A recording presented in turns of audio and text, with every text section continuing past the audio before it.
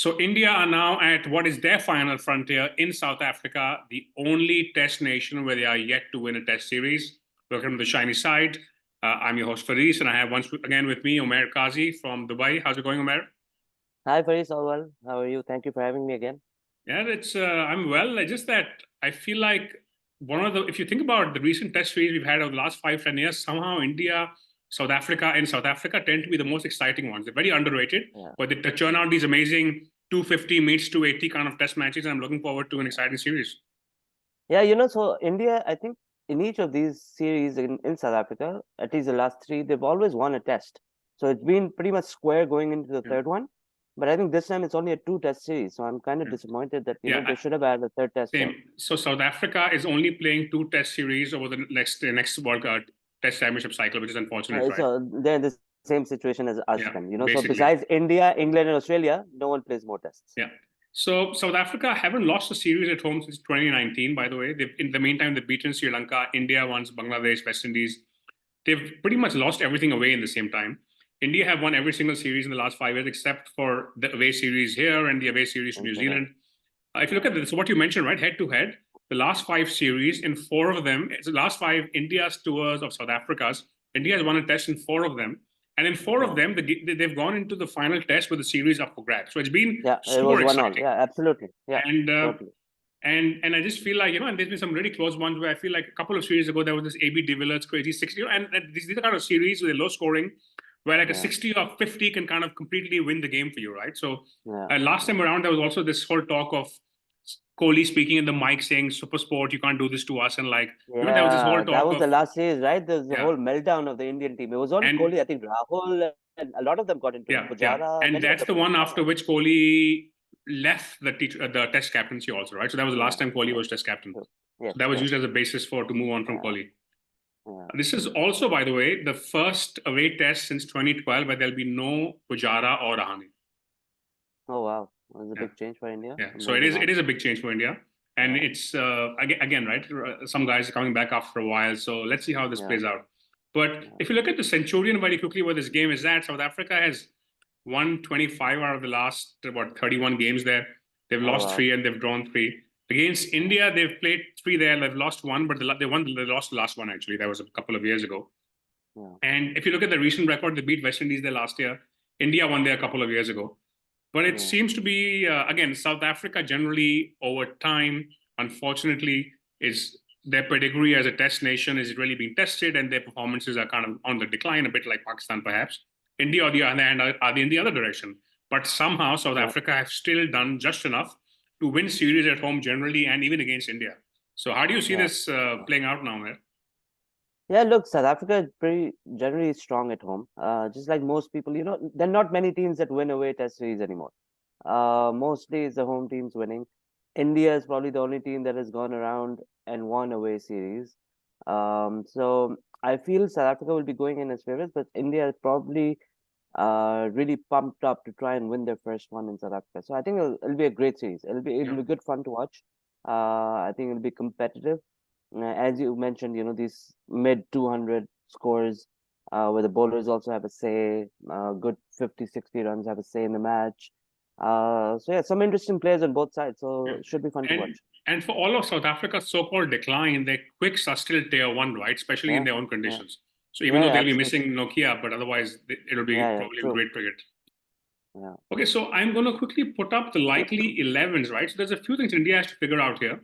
Firstly, since so Gill has now played he's played 18 tests. He opened in the first 16, but in the last 2 he's been batting at 3 with Jaiswal opening with Rohit, and Jaiswal's averaged like 80 odd now in those 3 test matches. So I think Jaiswal played 1 series, right, against West Indies. He played against the West Indies. He's played a couple of games and he's averaging 80. And he had a debut 100. So I think that's why his average is there. So the expectation is, the expectation is likely that Gill will continue at 3 and Jaiswal will open. Because I think especially with, I guess, a couple of guys missing. Again, Kohli's, by the way, has flown back for personal reasons to India. He is supposed to be back in time for the test. We don't know that yet, though. But chances are Kohli will be at 4, and then the whole Iyer and Rahul at 5 and 6 potentially. Now, there's one more thing here with the whole Iyer-Rahul situation is that they do have the option of keeping with Bharat as well, right? So Rahul Yeah, came back as a test opener, like when somebody was injured 3 years ago, did quite well, but then he got yeah, injured, etc., etc. He hasn't really yeah, played recently. yeah. So if they bat him, they'll probably bat him at 5 or 6 if he's keeping the wickets. The other option could be that KS Bharat, who's perhaps the better keeper, he plays, and then they Yeah. either leave out one of Rahul or Iyer or Gill or somebody. So do you have a Yeah. view which way they're going to go? That's a big statement, Bharat being the better keeper. I think KL Rahul is an exceptional wicket keeper. Only But one yeah, first-class game as keeper, though. Like he obviously that keeps really you're well. right. So look, he does it in short formats. Does he have the fitness to do it over the 5-day game? Maybe. But I think KL Rahul, the keeping that I've seen during the World Cup this year and otherwise, he is pretty good. He is very, Yeah, very good. And so I think they'll go the KL Rahul way because he's also made a statement saying that he'd love to continue keeping in tests. yeah. So let's see what they do. Yeah, But so I guess 5-6 looks like Iyer Rahul or the other way around. I'm pretty sure Jadeja is yeah, also locked in. It's also yeah, quite clear that Bumrah and Siraj will play. Shami's out injured. Now, again, when India's traveling abroad, it's the Thakur versus Ashwin question. Given the yeah. conditions and who they're playing, who do you think they're going to go with? Yeah, look, I don't know how the Centurion pitch would. I think it's pacer friendly, right? Yeah. So they may go in. They may even drop Thakur and go with the Prasidh Krishna and Mukesh Kumar, both of them, and just have Jadeja as the lone spinner. But it's very, very tough to keep Ashwin out of Test 11. You know, he's Yeah. a trump card. He's a key bowler. It is, but they leave him out So quite a bit when they're abroad, though, they somehow. do, they More do, than they they do. should, in my view. Yeah, yeah, yeah. I agree. But look, it all depends on the conditions and what the Centurion pitch looks like. If it's two spinners, three pacers, then I think Ashwin, Jadeja obviously play, and they'll probably go with Prasidh Krishna, Bumrah, and Siraj. Yeah. If it's pacer friendly, then I don't see Thakur coming in. I think Krishna and Kumar both might play. Okay. If it's I mean, pacer Thakur would friendly. be the somewhat negative move, right? Where you have a guy who can bat a Yeah, bit and isn't yeah, your best yeah. seamer. I mean, you've got Jadeja at 7, more than enough batting. Yeah. And I guess the last spot up for grabs is the Prasidh Krishna, Mukesh Kumar. Now, Kumar is perhaps the more of a hit the deck kind of bowler, but Krishna is the taller. In India's words, he's like our next Ishant Sharma, but better, right? So I guess it depends on. They feel like Krishna can, even the Mukesh Kumar has played a couple of tests already. Krishna could be the point of difference. Any view which way they'll go? Yeah, no, I feel Prasidh Krishna is the better option for Test cricket. Yeah. But again, that's what I think. I don't know what India's thinking though. Yeah. Haven't seen much of them, but the little I've seen. Yeah. And so with South Africa, as far as they're concerned, so again, if we start with the bowling, right, I feel like with Nokia out, Rabada, Kudja, and Gidi will play for sure. Jansen will also play as the all-rounder. And then the question becomes, do they play Maharaj or not? I feel like with India, they may just leave him out. What's your view? You've gone with 5 pacers. Yeah, I have. Wow. No, I think they'll play Maharaj. I mean, 5 pacers is a bit much, no? 4 pacers and the spinner. I think that makes sense. Maybe instead of Berger, Mulder, they'll play because Jansen, Rabada, Kudzi, Nagiri. I mean, these 4 will play for sure. Yeah. So I think Maharaj and comes Jansen in. can definitely bat at 7, right? So then. Yeah, absolutely. As Yeah, far as Maharaj the can batting bat is as well. concerned, I mean, it's pretty inconsistent with what they've been playing. Elgar is playing his last series. Markram Yeah, will he's open with announced his him. retirement. Yeah. And he's like the last guy left from that Graham Smith #1 test side, right? So he's literally the end of that era. Then you have Dizorzi, he's batting at 3, did quite well in the white ball stuff. Man, Tony Dizorzi looks like Johnny Depp from Pirates of the Caribbean. And I think he got 100 in the second ODI and then 80 odd in the third. So he's batted pretty well. So coming in some good momentum. Yeah. And then they have so this Varane guy, he's kept wickets in the last couple of games. But Stubbs is also the upcoming next big hitting guy who's also a wicket keeper. So I don't know if they're going to make this change now, but interesting to see if he can come in and he's everybody has that potential Gilchrist in their future, and he's probably that guy for them. So let's see how they line up. But good stuff. So I guess again, I'm hoping for an exciting series here. There's a bit of rain expected also in the first day or two. Any thoughts on what each side would look to do if they win the toss? Bat first, I think. Yeah. Okay. So and predictions? I think the series will be 1-1, and India will kick themselves for not having a third test. So I'm pretty sure it's pretty sure BCCI is the one who decided it should be a 2-test series. Right? If they want a third one, they could have a third one. Also, keep in mind, India is literally starting a test series with England at home in the end of Jan. England squad's already been announced for that. So They play non-stop cricket. Yeah, World Cup ke 2 दिन बाद they were out playing. yeah, They've been playing non-stop since, and yeah. they'll But I guess be that's playing why they also non-stop rotate till their players so much, right? They're not playing anybody in like every format, which makes sense. yeah. Okay, so I guess before we finish the show for the day, we also have to talk very quickly about South Africa India T20 series. Again, the first game was washed out. The second one, South Africa won on Duckworth Lewis. Rinku Singh, India made 180 odd. Rinku Singh made 68 of 39. He's looking really good. Sky also made a 50. In the second game, India batted first. Jaspal scored 60, but Sky scored 100 of 56. So clearly, India's T20 team is looking decent. Sky seems to be in form. He's leading them at the moment.